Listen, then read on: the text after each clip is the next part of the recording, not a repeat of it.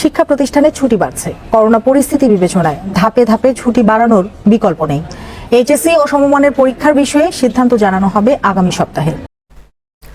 আসসালামু আলাইকুম। এইচএসসি 2025 সালের শিক্ষার্থী বন্ধুরা, তোমাদের জন্য একটি দারুণ সুখবর রয়েছে। সুখবরটি হচ্ছে এইচএসসি পরীক্ষা, যেটা তোমাদের 26 তারিখে শুরু হওয়ার কথা ছিল, সেই পরীক্ষাটা স্থগিত করা হয়েছে। এ কারণে তোমরা তোমাদের প্রস্তুতিকে আরেকটু ঝালিয়ে নেওয়ার সুযোগ পাচ্ছ। এখন তোমরা হয়তো অনেকেই বিশ্বাস করতে পারতেছো না যে পরীক্ষা স্থগিত হয়েছে কি না। চলো বিষয়টা আমি তোমাদেরকে আরেকটু ব্যাখ্যা সহ প্রমাণ করে দেখাচ্ছি। প্রথমত, দ্য ডেইলি ক্যাম্পাসের প্রকাশিত আজকের একটি নিউজ আমরা দেখি। এখানে বলা হয়েছে দেশে করোনা প্রতিরোধে স্বাস্থ্য অধিদপ্তরের 11 নির্দেশনা। আচ্ছা, 2019 সালে যখন প্রথম দেশে করোনা শনাক্ত হয়েছিল, তখনও কিন্তু এই স্বাস্থ্য অধিদপ্তর বিভিন্ন ধরনের নির্দেশনা দিয়েছিল। স্বাস্থ্য অধিদপ্তর, আবহাওয়া অধিদপ্তর, এই সরকারি অধিদপ্তরগুলো কখন আসলে নির্দেশনা দেয়, কখন তারা একটা বার্তা প্রকাশ করে, যখন ওই বিষয়টা গুরুতর পর্যায়ে পৌঁছে যায়। আচ্ছা, 11টা যে নির্দেশনা দিয়েছে, আমরা যদি 1-2টা নির্দেশনা একটু দেখি। দেখো, এখানে প্রথমে 1 নম্বর নির্দেশনা যেটা বলা হয়েছে, জনসমাগম যথাসম্ভব এড়িয়ে চলুন। জনসমাগম এড়িয়ে চলতে হবে। আচ্ছা, ধরো তোমার পরীক্ষা 26 তারিখে শুরু হলো। 26 তারিখে যদি তোমার পরীক্ষা শুরু হয়, পরীক্ষা শুরু হওয়ার দিন প্রথম দিনে ওই পরীক্ষার কেন্দ্রে সকল পরীক্ষার্থী এবং প্রত্যেক পরীক্ষার্থীর সাথে 1-2 জন করে অভিভাবক আসবে। সুতরাং ওই স্থানে একটা বিশাল জনসমাগম তৈরি হবে। সেখান থেকে যদি করোনা ছড়িয়ে পড়ে, তাহলে সেই দায়ভার কি শিক্ষা বোর্ড নিবে না। অতএব তারা এত বড় ঝুঁকি কোনোভাবেই নিতে যাবে না। এটা তোমাদের পরীক্ষা স্থগিত হওয়ার একটা বড় কারণ। এছাড়াও আমরা শুধুমাত্র দ্য ডেইলি ক্যাম্পাসের এই একটি নিউজের উপর ভিত্তি করেই বলতে পারি না যে তোমাদের পরীক্ষা স্থগিত হবে। তোমাদের পরীক্ষা যে স্থগিত হবে, এটা বলার পিছনে আরও অনেক যৌক্তিক কারণ রয়েছে। চলো আমরা সেগুলো একটু দেখি। আমরা যদি দৈনিক ইত্তেফাকের আজকের নিউজটা দেখি, এখানে 11 জুন 2025 সকাল 6টায় প্রকাশিত হয়েছে, 24 ঘন্টায় আরও 10 জনের করোনা শনাক্ত। এবার যদি আমরা আরেকটু নিচে গিয়ে দেখি, এখানে বলা হয়েছে 107 জনের নমুনা পরীক্ষা করে তারা এই 10 জনকে শনাক্ত করেছে। তার মানে 107 জনের মধ্যে 10 জন, মানে 10% কিন্তু করোনায় আক্রান্ত। যাদের পরীক্ষা করা হচ্ছে তাদের মধ্যে 10% করোনা আক্রান্ত হচ্ছে। আমরা কি দেখেছি, 2019 সালে যখন করোনা ছড়িয়ে পড়েছিল প্রথমবার বাংলাদেশে, তখন আমরা দেখেছি প্রতি ঘন্টায় ঘন্টায় কিন্তু এই করোনার আপডেট নিউজ আসতো।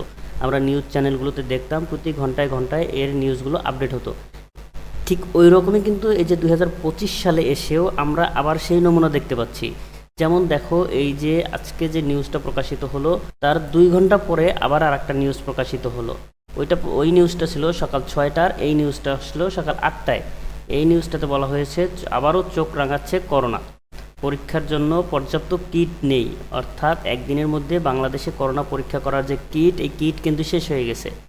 তার মানে এটা গুরুতর পর্যায়ে আস্তে আস্তে ধাবিত হচ্ছে। এই নিউজ প্রকাশিত হয়েছে 11 জুন 2025-এর 8টায়, সকাল 8টায়।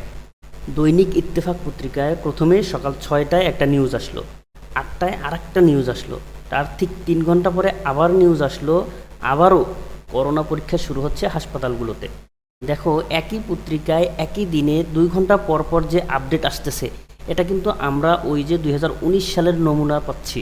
2019 সালে যেমন প্রতি ঘন্টায় ঘন্টায় আপডেট আসতো যে করোনার কারণে কতজনের মৃত্যু হয়েছে, কতজন নতুনভাবে আক্রান্ত হয়েছে, কতজন সুস্থ হয়ে ফিরেছে, আমরা প্রতি ঘন্টায় ঘন্টায় কিন্তু নিউজ চ্যানেলগুলোতে এই খবর দেখতে পেতাম। তো এখনও কিন্তু এই 2025 সালেও কিন্তু আমরা সেই নমুনাই আবার দেখতে পাচ্ছি। সকাল 6টায় একটা নিউজ আসলো, 8টায় আর একটা নিউজ আসলো, একই পত্রিকায় 11টায় কিন্তু আবারও নিউজ আসলো যে পরীক্ষা শুরু হচ্ছে হাসপাতালগুলোতে। আশা করি তুমি বুঝতে পারতেছো করোনা কতটা ভয়াবহ রূপ ধারণ করতেছে।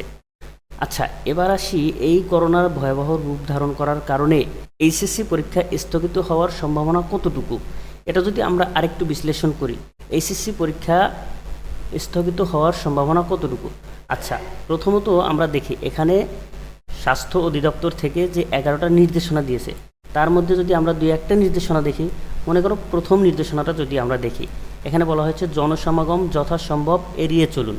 আচ্ছা, মনে করো পরীক্ষা স্থগিত হবে না, যদি পরীক্ষা স্থগিত না হয়, তাহলে প্রথম পরীক্ষার দিন অর্থাৎ ২৬ তারিখে প্রত্যেকটা কেন্দ্রের সামনে কতগুলো শিক্ষার্থী উপস্থিত হবে, ওই শিক্ষার্থীগুলোর সাথে তাদের অভিভাবকরা উপস্থিত হবে। এই জনসমাগম হওয়ার কারণে করোনা যদি ছড়িয়ে পড়ে সারা দেশে, যদি শিক্ষার্থীরা মারা যায়, তো এই দায়ভার কি আসলে শিক্ষা বোর্ড নিবে না। তার মানে তারা এত বড় ঝুঁকি কখনোই নিতে পারে না। পরিস্থিতি এরকম থাকলে বা এর থেকে আরও ভয়াবহ হলে তোমাদের পরীক্ষা স্থগিত হবে, এটা তুমি 100% নিশ্চিত থাকো। এছাড়াও দেশের একজন স্বনামধন্য বাংলা শিক্ষক, যাকে 1 মিলিয়ন শিক্ষার্থীরা ফলো করতেছে, ইনিও কিন্তু এই যে মাত্র 5 ঘন্টা আগে তার একটি পোস্টের মাধ্যমে জানিয়ে দিয়েছে যে এইচএসসি নিয়ে সিদ্ধান্ত আসছে। করোনা পরিস্থিতির কারণে সমাবেশ এড়িয়ে চলার অনুরোধ করা হয়েছে, যে কারণে এইচএসসি নিয়ে সিদ্ধান্ত আসতেছে। আচ্ছা, আমরা যদি আজকের নিউজগুলো একটু দেখি, চলো একটু নিউজটা দেখি। শিক্ষা প্রতিষ্ঠানে ছুটি বাড়ছে। করোনা পরিস্থিতি বিবেচনায় ধাপে ধাপে ছুটি বাড়ানোর বিকল্প নেই। এইচএসসি ও সমমানের পরীক্ষার বিষয়ে সিদ্ধান্ত জানানো হবে আগামী সপ্তাহে। দুশ্চিন্তায় পরীক্ষার্থী এবং অভিভাবকেরা।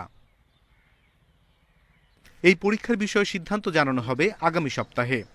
পত্রিকা এবং সংবাদ মাধ্যমের ভাষ্য অনুযায়ী এইচএসসি নিয়ে সিদ্ধান্ত আসতেছে আগামী সপ্তাহে।